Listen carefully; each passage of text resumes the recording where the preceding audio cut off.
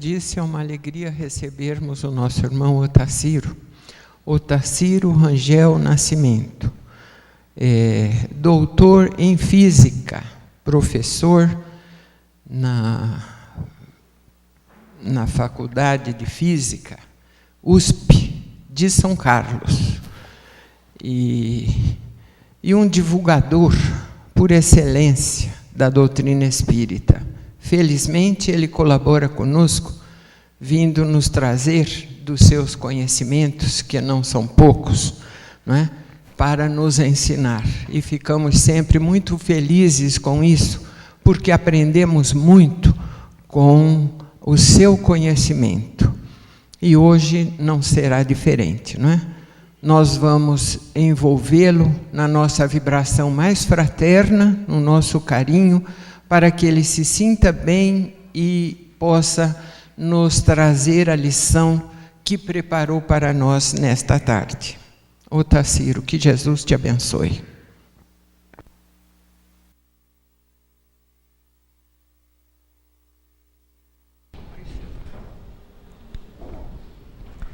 Queridos irmãos, que a paz de Jesus encontre acolhida nos nossos corações e que possamos aproveitar dessa tarde agradável para trocarmos impressões espirituais das lições de Jesus. Nós vivemos nesse planeta já há muitos milhares de anos. Somos espíritos que caminhamos através do processo reencarnatório em busca da nossa evolução desde muito tempo. Pela nossa pequenez ainda, não temos o equilíbrio emocional necessário para lembrarmos de nossas vidas passadas. Porque ao lembrar das vidas passadas, nós não vamos lembrar só das coisas boas. E muitas coisas que nós ainda guardamos dentro do nosso coração, que não são agradáveis, estão esquecidos para nos proteger. Quando nós tivermos o equilíbrio emocional necessário para lembrar essas coisas sem perder o equilíbrio, nós então seremos donos de nós mesmos. Até lá, nós ainda precisamos de muitas encarnações. Mas, de qualquer maneira, é fácil da gente compreender que a gente é um espírito já muito vivenciado, porque cada um de nós tem habilidades próprias que não foram passadas para nós por ninguém, nem pelos nossos pais, nem pela sociedade. São coisas nossas. Faz parte da nossa história. A nossa ignorância coloca possíveis explicações para isso na nossa estrutura genética, que nós não conhecemos. Então a gente substitui uma ignorância por outra, porque isso pelo menos acomoda a nossa curiosidade temporariamente.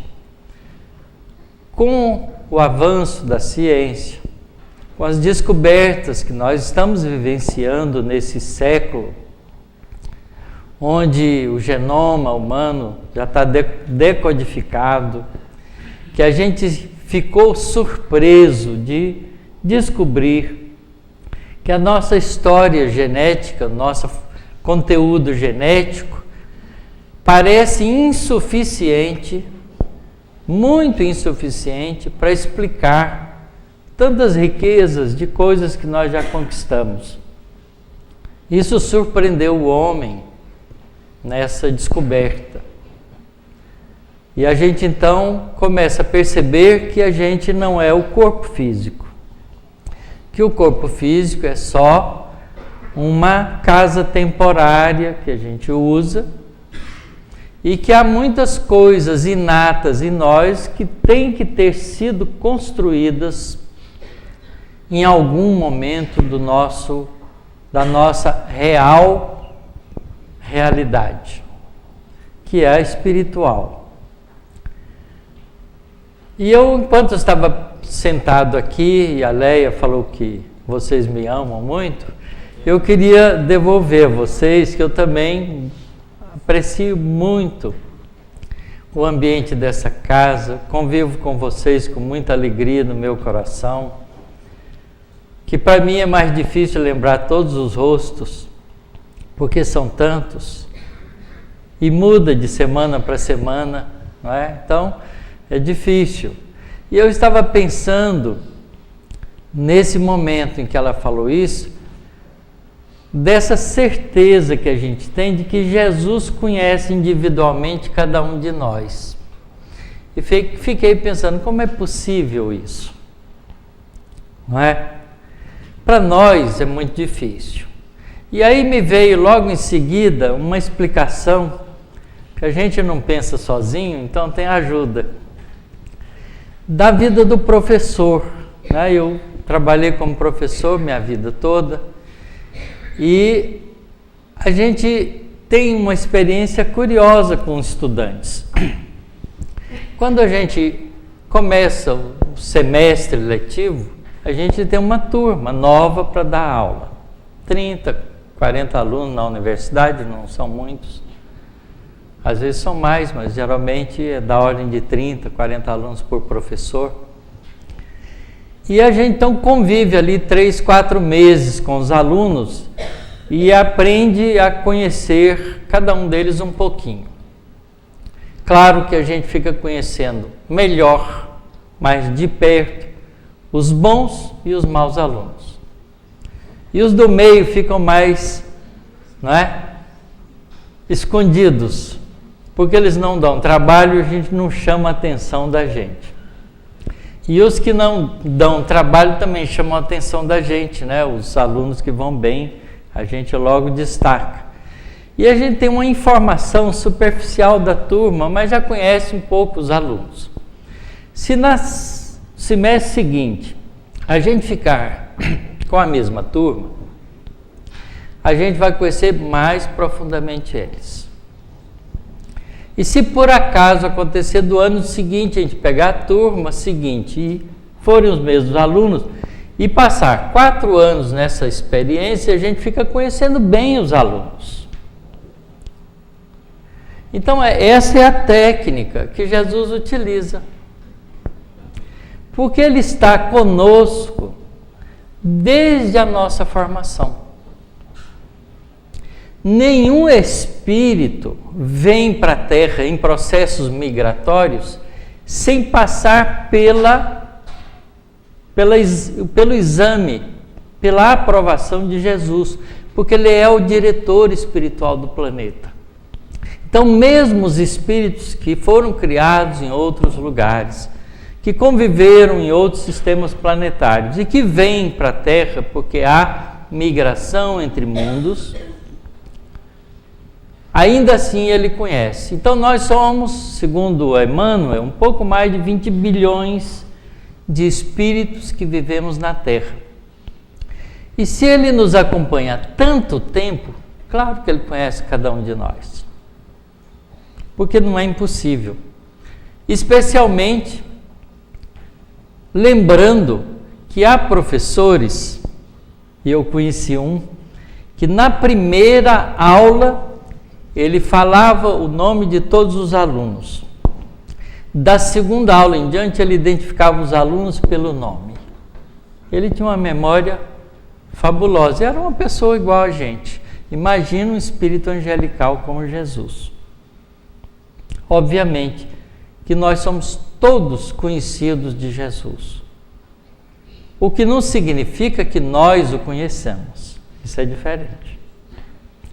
Então nós vamos hoje fazer uma reflexão em cima dos ensinamentos de Jesus, que fala um pouco desse ser maravilhoso que cuida de nós desde o nosso começo.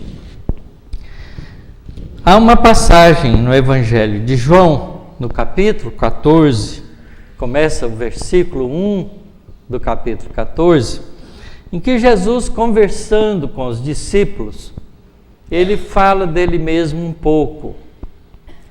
E a gente pode apreciar isso hoje, depois de quase 2000 anos, de maneira calma e tranquila, porque a gente pode ler isso tranquilamente, com calma, pensando mais maduramente, porque 2000 anos de progresso espiritual não é pouco. Nós acumulamos ao longo desses 2000 anos, em várias encarnações, mais conhecimentos, mais recursos, mais entendimento. Então fica mais fácil para nós entender Jesus agora do que há 2000 anos atrás. Então vamos ver.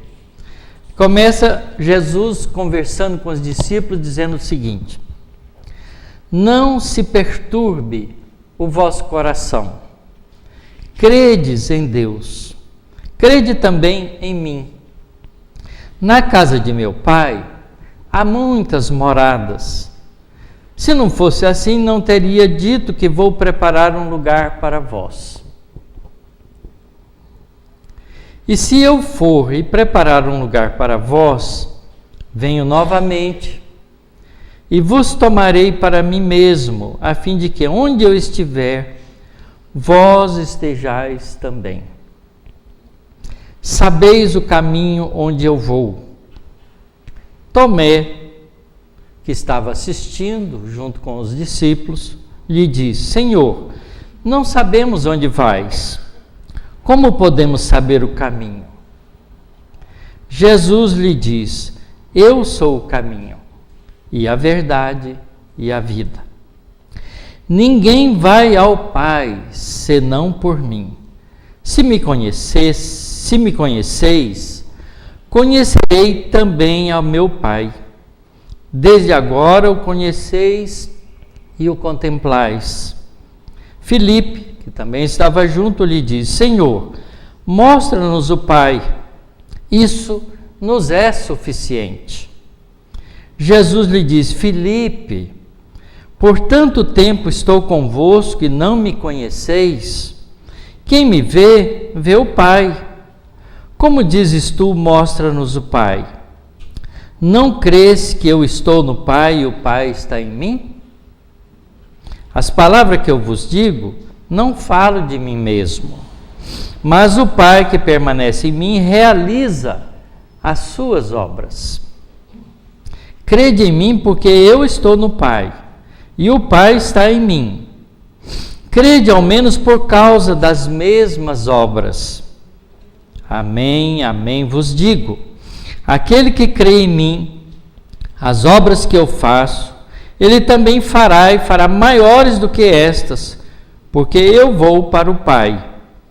E o que pedirdes em meu nome, isso farei a fim de que o Pai seja glorificado no Filho. Se me pedirdes algo em meu nome, eu farei. Se me amardes, observareis os meus mandamentos. E eu rogarei ao Pai, e Ele vos dará outro Paráclito, a fim de que esteja convosco para sempre. A palavra Paráclito significa a pessoa que faz a intervenção em favor, uma espécie de advogado, uma espécie de missionário ou emissário que vem realizar uma tarefa. O Espírito da verdade, que o mundo não pode receber porque não contemplou nem o conhece. Vós o conheceis, porque permanece junto de vós e estará entre vós. Não vos deixarei órfãos, venho para vós. Ainda um pouco, e o mundo não mais me contempla. Vós me contemplais porque eu vivo, e vós vivereis. Naquele dia, vós sabereis que eu estou em meu Pai. Vós estáis em mim e eu em vós. Quem possui os meus mandamentos, e os observas, esse é quem me ama. Quem me ama será amado por meu Pai, e eu amarei e me manifestarei a ele. Judas, não Iscariotes, lhe diz: Senhor, o que sucede para que estejas prestes a te manifestar a nós e não ao mundo? Em resposta disse-lhe Jesus: Se alguém me ama, observará a minha palavra.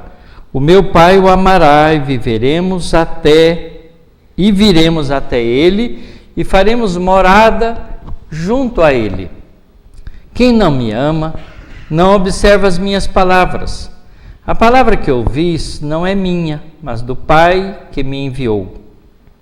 Tenho-vos falado essas coisas enquanto permaneço junto a vós, mas o Paráclito, o Espírito Santo, que o Pai enviará em meu nome, esse vos ensinará todas as coisas e vos lembrará todas as coisas que vos disse. Deixo-vos a paz, a minha paz vos dou. Eu não vos dou como o mundo a dá. Não se perturbe o vosso coração, nem se atemorize. Ouviste o que eu vos disse, vou e venho para vós. Se me amasseis, vos terias alegrado por eu ir para o Pai, porque o Pai é maior do que eu. E eu vos disse agora, antes que aconteça, para que quando acontecer, creiais. Não mais falarei muitas coisas convosco, pois está vindo o líder do mundo, e ele não possui nada em mim. Mas para que o mundo saiba que amo o Pai e que faço assim como o Pai me ordenou, levantai-vos e saiamos daqui. Essa é uma frase, uns dizeres de Jesus com os discípulos, e que são trazidas até nós, porque afinal de contas, em uma passagem mais à frente, Jesus iguala aos seus discípulos todos aqueles que mesmo muito mais tarde se liga ao trabalho do Evangelho. Então ele está falando isso para nós, para todos nós. E ele se apresenta aqui como a carta viva de Deus. Porque ele vem para fazer com que nós conheçamos, através dele, ao Pai Celestial que cria tudo no universo. E que certamente é o nosso Criador também. Jesus representa a ligação máxima que nós podemos imaginar ou perceber de nós mesmos com Deus. Por isso ele se apresenta como o caminho, a verdade e a vida. E diz para todos nós que nenhum de nós irá ao Pai senão através dele. E nós então ficamos meditando, pensando nesses dizeres de Jesus, como se ele estivesse junto conosco, dizendo para nós. Porque é assim que a gente tem que buscar o entendimento do Evangelho, é se sentir junto, tendo Jesus vivo, falando conosco. Porque Jesus, como espírito imortal, não morreu. Nós ainda somos tão ligados à vida terrena que quando morre um parente nosso, a gente sofre por um período mais curto do que a gente imagina quando a gente está passando pelo momento da perda. A gente acha que a nossa vida não é mais a mesma, que foi uma perda irremediável. E a gente percebe que não é assim, porque depois de 1 ano, 2 anos, a gente toma de novo os rumos da nossa vida e a gente muitas vezes sequer lembra daquele que foi embora. É muito comum isso. Porque para nós, a vida está toda montada na nossa capacidade sensorial de perceber o corpo físico. A vida espiritual nos foge dos sentidos. Por isso ela parece uma fantasia, uma ilusão, um sonho. E a gente não põe valor no sonho. E deixa isso aparecer, entrar ou sair da nossa vida como momentos fugazes. E eu estava pensando aqui ainda, enquanto estava sentado, você vê o tanto de coisa que passa na cabeça da gente, em momento curto. Não é? Se vocês têm um pouco de amor por mim, e eu tenho um pouco de amor por vocês, e fiquei imaginando se nós temos amor por Jesus. Não é? Então vamos pensar um pouquinho. Provavelmente vocês gostam de mim, mas quantas pessoas lembram de mim durante a semana ou durante o mês? Muito poucos. Minha família lembra todos os dias. Alguns da família, nem todos. Não é? Quando a gente ama uma pessoa, essa pessoa faz parte do conteúdo da nossa vida. Jesus faz parte do conteúdo da nossa vida? E Jesus disse aqui, claro, a condição: se me amardes, fareis aquilo que vos tenho ensinado. Então a gente pode medir o tamanho do nosso amor a Jesus, medindo o tamanho da nossa dedicação aos ensinos que Ele nos deixou. Cada um faz a sua própria análise. E é fácil da gente perceber que o diretor espiritual do nosso planeta, que está conosco desde sempre, e o sempre é para nós, não é para ele, porque ele é anterior a nós, sempre esteve conosco, e nós ainda longe estamos de entender o significado profundo disso, porque nós não estamos com Ele. Algumas reuniões anteriores que eu vim aqui, eu lembrei trouxe uma lição do Bittencourt Sampaio, de que ele fala que na Terra, mais da metade dos espíritos que vivem na Terra sequer ouviram falar de Jesus. Olha. E a outra metade que ouviu falar, quantas realmente tem Jesus como um espírito presente em todos os momentos de sua vida? Então nós não sabemos ainda o significado dessa palavra amar. Não sabemos mesmo. A gente gosta, a gente não ama. E a gente gosta enquanto está bom, porque quando começa a ficar ruim, a gente desgosta. É só medir quantas separações que tem por mês.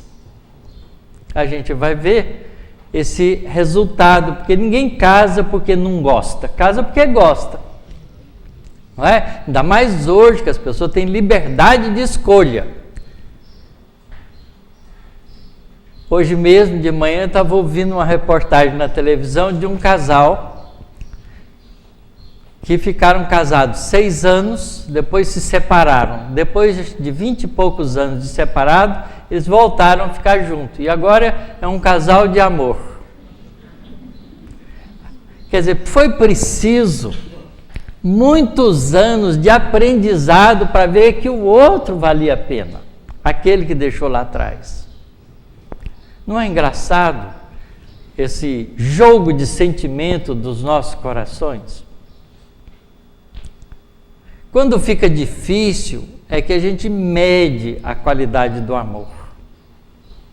O amor verdadeiro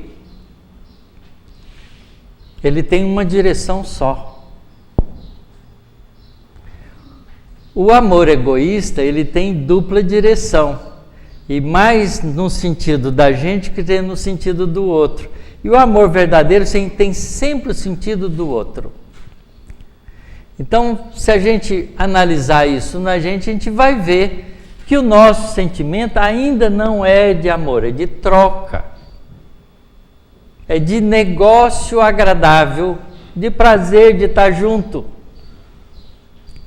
de trocar experiências, desde que elas não sejam experiências que criam atritos. Porque a gente não quer resolver na gente o atrito, a gente quer resolver o atrito no outro. Quer que o outro mude para que a gente não tenha atrito. Veja que no momento da discussão, a primeira pessoa que quer parar a briga e fala assim, vamos fazer uma coisa, me deixe em paz. Como se a paz dele dependesse do outro. Né? Então, a construção da paz é a não existência do atrito. E a gente não sabe conversar ouvindo e falando para chegar num lugar comum. Então, Jesus, nesse diálogo que ele faz com os discípulos, porque é um diálogo, os discípulos perguntam para ele, troca informações, tem dificuldade de entender o que Jesus está falando, porque Jesus está falando de coisas espirituais e eles ainda são terra-terra. Eles não sabiam para onde ia Jesus, e claro que não sabiam, nós também não sabemos. Porque a gente não tem ideia da realidade espiritual do jeito que precisa ser. Nós ainda estamos engatinhando como espíritos. Nós estamos entrando, vivenciando a era do espírito na Terra, que começou no século passado. Mas a grande maioria das pessoas vive mesmo, é o dia a dia. Tem que pagar a conta disso, tem que passar no supermercado, tem que pôr gasolina, tem que levar a menina na escola, tem que fazer tal coisa, tem que passar no banco. E a gente esquece de sentar e ler uma página do Evangelho. A gente sequer lê uma pequena lição do Evangelho por dia, por semana, por mês. Quer dizer, a gente não ama Jesus. Porque a condição que ele coloca é: se me amais, guardareis os meus ensinamentos, fareis aquilo que vos tenho ensinado. Porque se ele ama a gente incondicionalmente, tudo que ele ensinou foi para o nosso bem. Aliás, é isso que a gente fala para os filhos dele: meu filho, tudo que eu te ensino é para o seu bem, aprende. Imagina se Jesus for gritar com a gente assim, né? A gente está perdido. Mas ele tem paciência e sabe que o processo de evolução é lenta, é gradual. Por isso, nós já vivenciamos muitas existências. E se estamos aqui, é porque já acumulamos um monte de informações e de experiências em milhares de existências, como classes de aula, aprendendo com o professor Jesus as lições espirituais que lentamente vão ocupando o nosso interesse. E hoje nós estamos todos aqui reunidos por causa desse interesse. Às vezes, inicialmente, movido pela dor, pelo sofrimento. Mas quando a gente chega aqui, senta e goza desse ambiente agradável da casa espírita, do tratamento que recebe, do apoio espiritual que os espíritos bondosos nos trazem através do passe, da água fluidificada, do ambiente, às vezes da solução de problemas difíceis nossos espirituais dentro da sala mediúnica, a gente vai então se interessando por outros objetivos na vida, que são os objetivos espirituais. Então a gente vai começando a tentar ligar a nossa mente aos ensinamentos espirituais.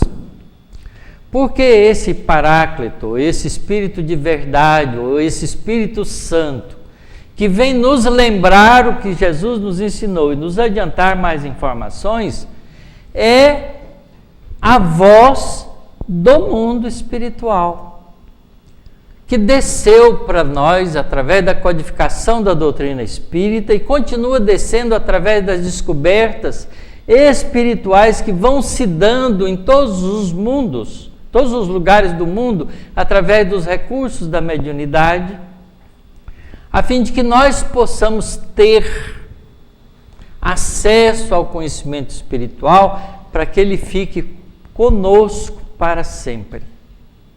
Porque a única coisa que pode ficar conosco para sempre é o que a gente aprende.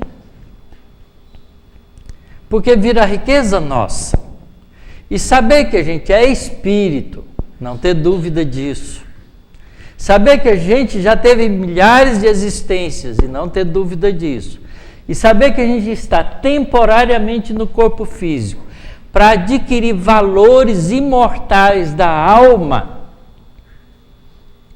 Esse recurso, esse conhecimento, faz em nós a transformação definitiva de homem para espírito.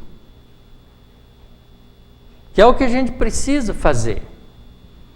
A gente, quando olha no espelho, não pode ver assim, ali o Otacílio. Ali um espírito que hoje chama Otacílio, mas que teve muitas vidas. E continua aqui, vivenciando para aprender e evoluir cada vez mais. Então essa é a mudança. A gente deixa de ser homem e mulher para ser espírito imortal, vestido com roupa de carne e osso, masculina ou feminina, transitoriamente, no processo de evolução definitiva em direção a Deus. Porque, como filhos de Deus, nós somos herdeiros do universo. E nós, para conhecer melhor a Deus, temos que conhecer o universo inteiro. Para conhecer o universo inteiro, precisa ser imortal, cidadão cósmico, livre de ir e vir. Mas enquanto a gente é atrasado e não tem recurso para isso, a gente é preso num planetinha. Por isso nós somos cidadãos temporariamente da Terra. Mas é temporariamente. Quanto tempo nós já temos passado na Terra? Como homem, como espírito humano, da ordem de 1 milhão de anos. Como princípio inteligente, da ordem de 3 bilhões de anos. A gente é velho para chuchu e não sabe disso. Mas é novo, porque a gente é imortal. O universo, medido pelos cientistas na visão da moderna cosmologia, tem 13,7 bilhões de anos, esse universo que a gente observa. O homem ainda é limitado, ele não observa outros universos porque ele não tem olho para isso ainda. Mas o que a gente observa tem 13,7 bilhões de anos. Não é? E se a gente, como ser consciente, tem da ordem de 1 milhão de anos só, a gente tem tudo para conhecer ainda. Então, a eternidade é o bem precioso que nós temos para realizar isso. Quando é que a gente começa? Quando a gente começa a tomar consciência da realidade espiritual. Porque quando a gente toma conhecimento da realidade espiritual, a gente vai tomando conhecimento do alcance dessas palavras de Jesus. Porque sem esse conhecimento espiritual, as palavras de Jesus perdem o significado. Olha que caminho, verdade de vida é esse? Se a gente vai morrer, vai ser enterrado e acabou a história. Não é? Vida terrena acaba logo ali. Tem uns mais perto, outros mais longe do fim. Mas vai acabar para todos nós. E o que é que fica? Se não existe uma realidade espiritual, não fica nada, porque o corpo desassocia novamente nos átomos e moléculas, né, estruturais do corpo físico. A gente tem esqueleto dos homens antigos de 300, 400 mil anos atrás, petrificados, e por isso que a gente sabe que a gente viveu até lá atrás. Mas aquilo é morto. O que é a vida, né? A vida é a realidade do espírito que pulsa, que pensa, que sente através do corpo físico. Então, entender Jesus como caminho, verdade, vida, é entender o significado espiritual da vida e fazer com que esse significado espiritual da vida seja o ponto máximo significativo da nossa vida. Então, ao invés da gente viver a vida correndo atrás, ainda bem que a gente fala assim, do prejuízo, que são as coisas terrenas, a gente vai correr atrás do lucro, que são as coisas espirituais. Porque todo bem amealhado da terra não é nosso. A gente não leva para lugar nenhum. E a gente perde ele do mesmo jeito que ganha.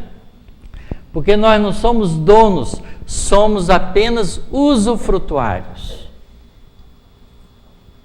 E a gente só tem enquanto Deus permite, por conveniência do nosso processo de evolução, não porque a gente quer.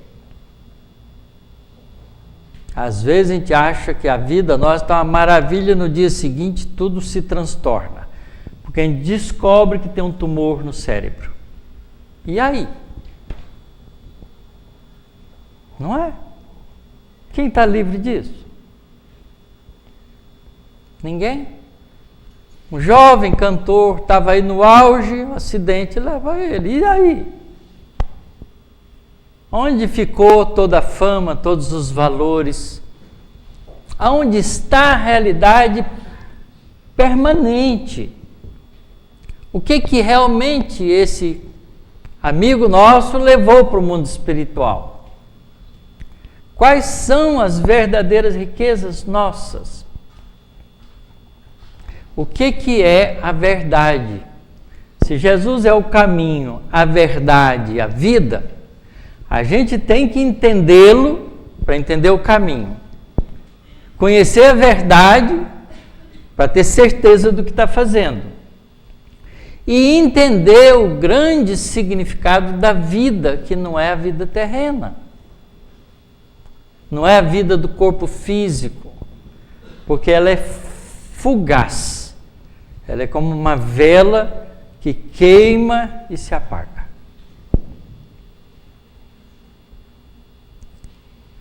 Então são lições importantes. Jesus fala para os discípulos e fala para eles: eu vou, porque há muitas moradas na casa do meu Pai. E se não fosse assim, eu não diria que viria voltar para levá-los para ficar comigo.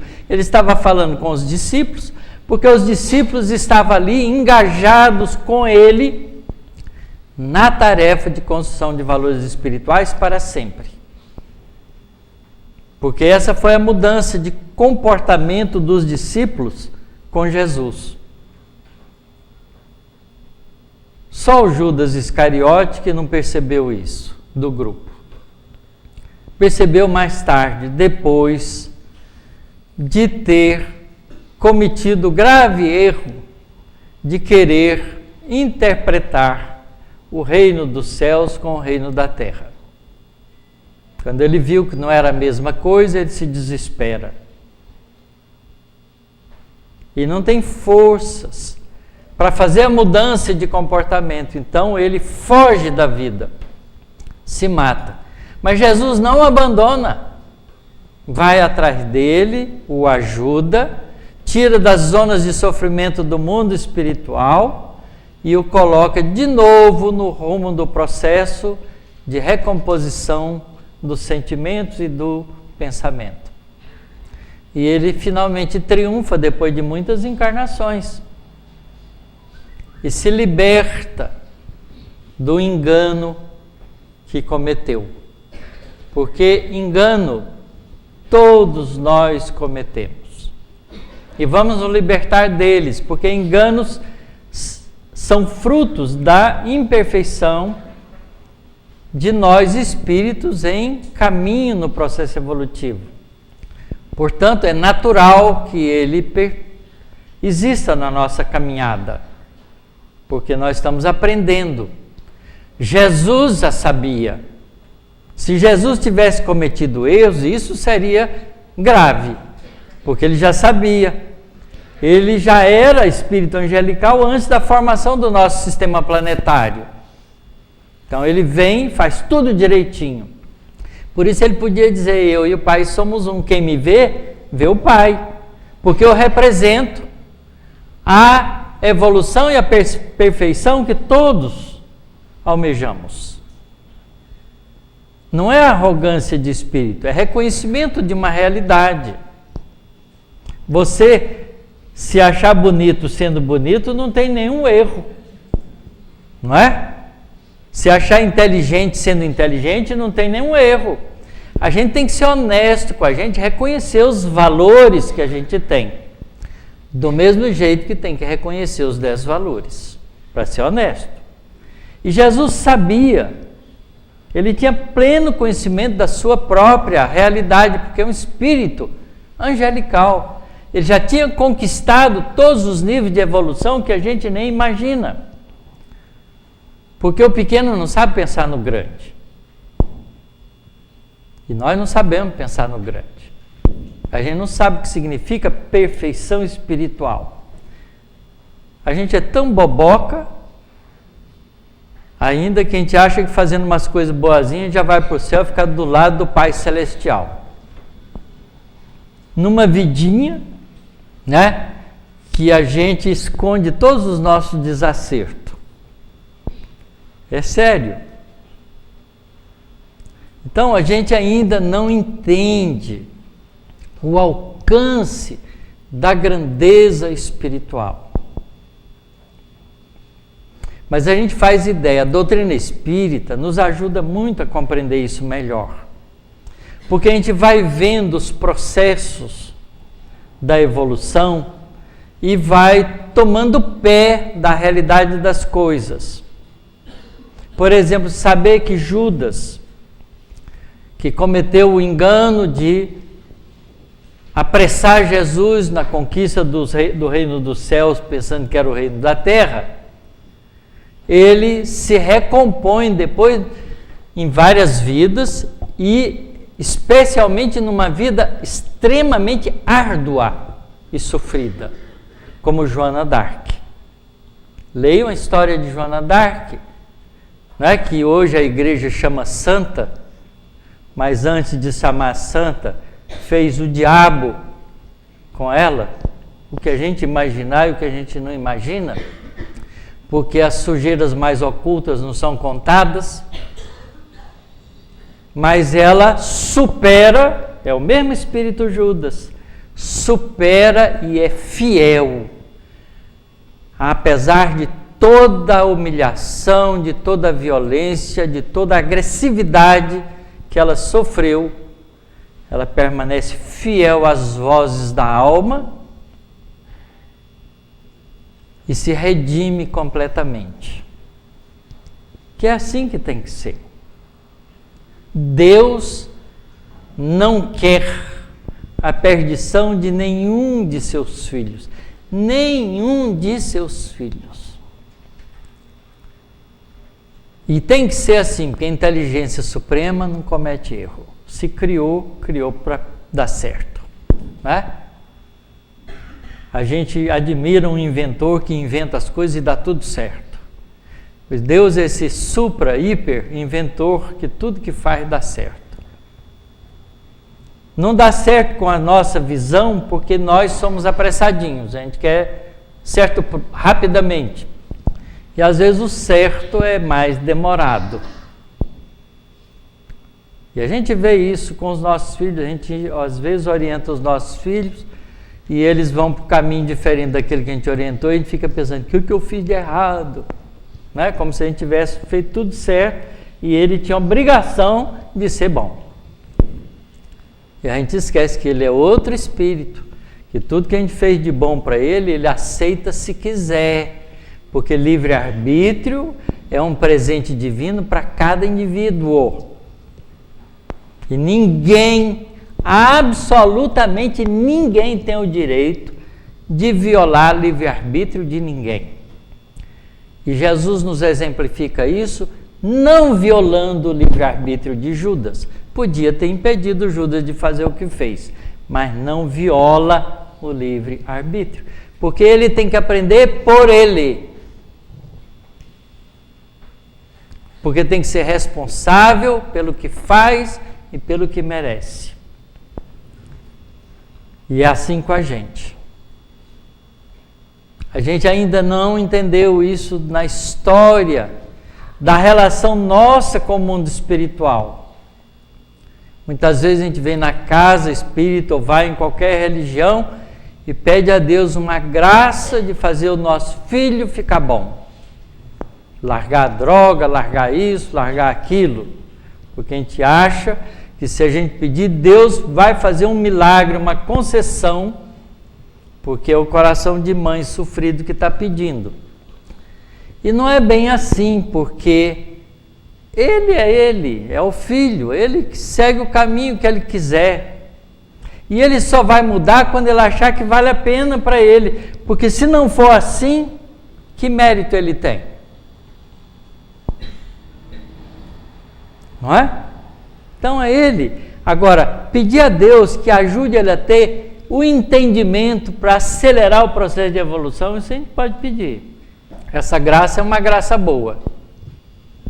Tá certo? Porque às vezes isso chega num conselho, num momento de sofrimento, numa angústia do fim, do fundo do poço, né? Porque a gente às vezes tem que chegar no fundo do poço para descobrir que precisa sair dele. E sai. Vocês não imaginam, na memória, na consciência de alguém, trair o governador espiritual do planeta. Que foi o que fez Judas. Não é? Não é pouca coisa, não. Imagina aquele guarda que ali na casa do Caifás, no pátio da casa do Caifás, dá um tapa no rosto de Jesus. Imagine vocês, a gente chega lá e dá um tapa no rosto da Dilma. Já é inaceitável. Imagina do governador espiritual do nosso planeta. Não é? É grave, é sério. A gente não sabe o alcance dessas coisas, porque a gente não para meditar nisso. Coitado daquele guarda, eu não sei onde ele está, mas ele deve ter sofrido terrivelmente quando ele descobriu em quem ele bateu. E Jesus foi cuspido, crucificado, chicoteado. Imagine a situação da consciência das almas, dos espíritos que fizeram isso. Leiam Memórias de um Suicida. Vocês vão conhecer a história do Camilo Castelo Branco, o escritor português, que tendo ficado cego em Portugal como escritor, não resiste à pressão orgulhosa que ele ia ter que enfrentar da sociedade e dá um tiro na cabeça e se mata. No mundo espiritual, depois de um processo de recuperação, de muito sofrimento e recuperação, ele é submetido no mundo espiritual a um processo de regressão de memória, para ele fazer uma análise de conteúdo da sua realidade espiritual. Isso não é feito à toa, é feito como processo educativo, assistido por espíritos de gabarito, de valor moral e espiritual, capaz de orientar essa regressão com qualidade e com eficiência, como verdadeiros pedagogos espirituais. E ele então vai lá na época de Jesus e se descobre lá um aleijado que ajuda a cuspir em Jesus enquanto Jesus carregava a cruz para o Gólgota. A gente não conhece a história espiritual da gente. É bom não querer saber por enquanto, porque não tem coragem de enfrentar o que a gente fez. Por isso tem que estar bem esquecidinho mesmo. Até a gente ter equilíbrio espiritual para lembrar da gente mesmo fazendo coisas erradas e não perder o equilíbrio. Porque isso não é fácil. Então, é uma lição interessante essa fala de Jesus, é uma fala conosco. E ele pergunta para a gente, né? Se vós me amais, fazei aquilo que vos tenho ensinado.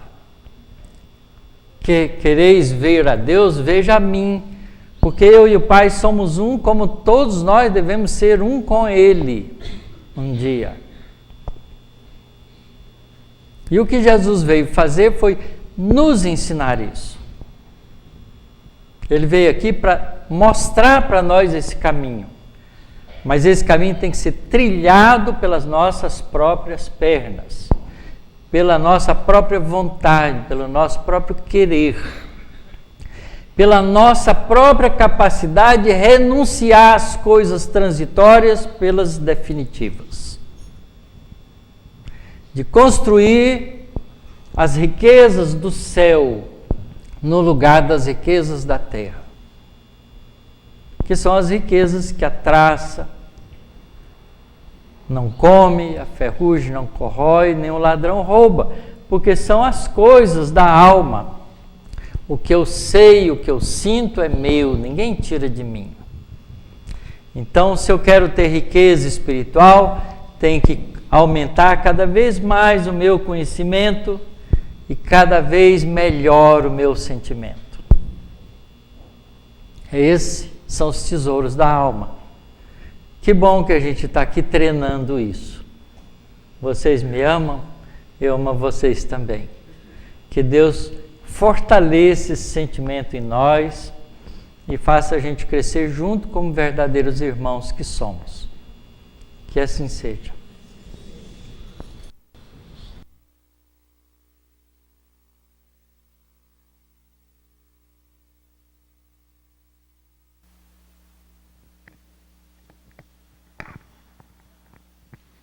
E aí a gente vai pensando o que a gente tem que fazer para que isso aconteça, né?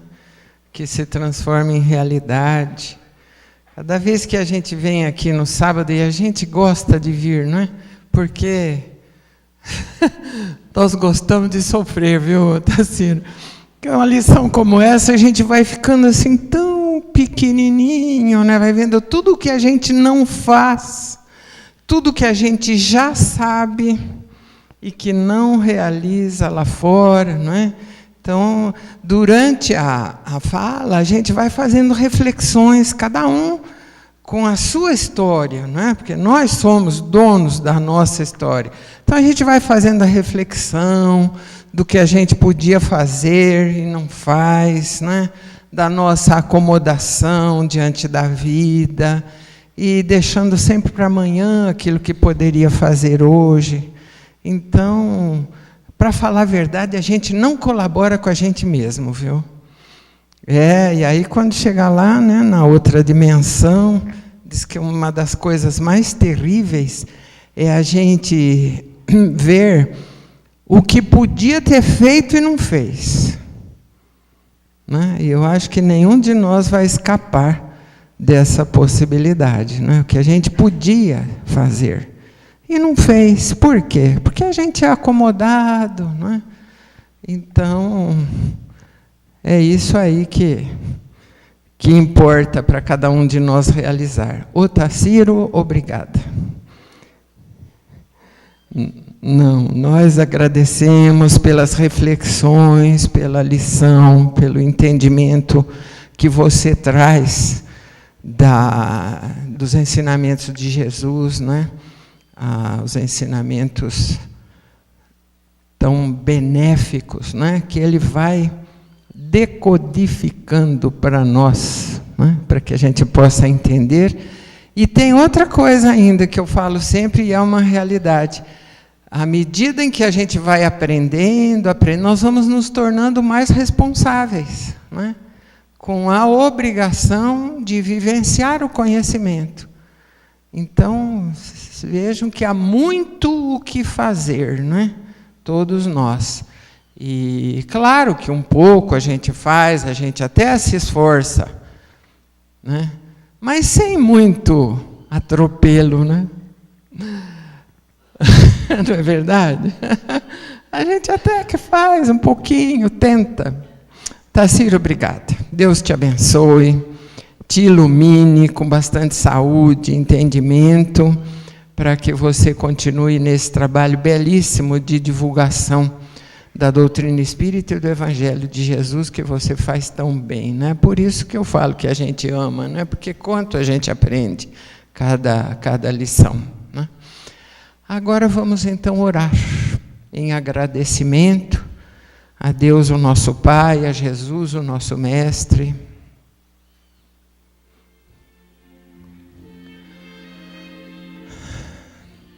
Amado Mestre Jesus, neste momento, com o nosso coração feliz, elevamos o nosso pensamento a Ti para agradecer por mais esta oportunidade que tivemos nesta tarde, recebendo uma lição tão benéfica, que contribui para o nosso despertamento espiritual. Te agradecemos por todas as oportunidades que colocas no caminho de cada um de nós, pelas bênçãos que constantemente recebemos de Ti, através dos amigos espirituais que nos amparam, nos sustentam em nossas dificuldades. E pedimos, Mestre, que possas abençoar o nosso esforço de modificação espiritual. Sim, fazemos algum esforço, Mestre. Já estamos colocados no caminho do conhecimento. Quantas coisas nós já aprendemos. Que possamos ter a coragem, a determinação para transformar aquela criatura velha que existe ainda em cada um de nós, numa criatura nova, que possamos vivenciar lá fora, no dia a dia de nossas vidas, junto da família, junto de todos aqueles que caminham conosco, os ensinamentos do Teu Evangelho que já aprendemos. Dá-nos, Mestre Jesus, o bom ânimo, a coragem de lutarmos, não contra os outros, mas contra a nossa imperfeição. Ela está em nós, e em nós está também a capacidade de modificar o nosso conteúdo. Abençoa, Mestre Jesus, a cada um de nós que aqui está, com bênçãos de paz, serenidade, alegria de viver, saúde física, equilíbrio espiritual, bom ânimo, coragem, determinação. Que tudo isso, Mestre, não se constitua apenas em palavras, em promessas, que possamos transformar tudo isso em realidade, para encontrarmos o caminho que nos conduzirá a Deus. E Tu és esse caminho, porque nós já estamos aprendendo a verdade. Ela está sim felicitando as nossas vidas, e por isso somos responsáveis por tudo aquilo que aprendemos. Abençoa, Mestre Jesus, os nossos lares, nossos entes queridos, nossos familiares. Abençoa toda a humanidade, ainda carente, sofredora. Abençoa também a todos aqueles que, distanciados de Ti, ainda nem sequer Te conhecem. E que nesta hora de bênçãos e benefícios possamos orar contigo, levando a Deus, o nosso Pai, a prece que nos ensinaste. E com humildade e fé, dizemos de todo o nosso coração: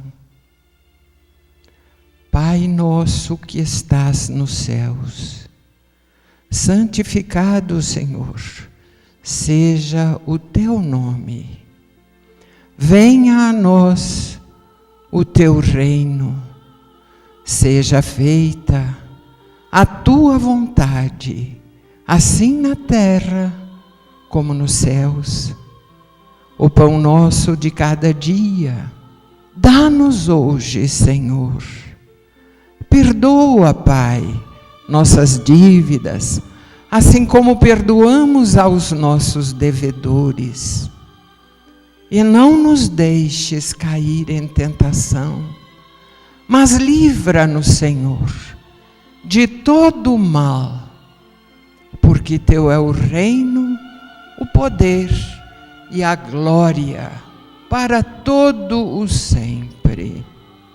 Que assim seja, Senhor, que assim seja.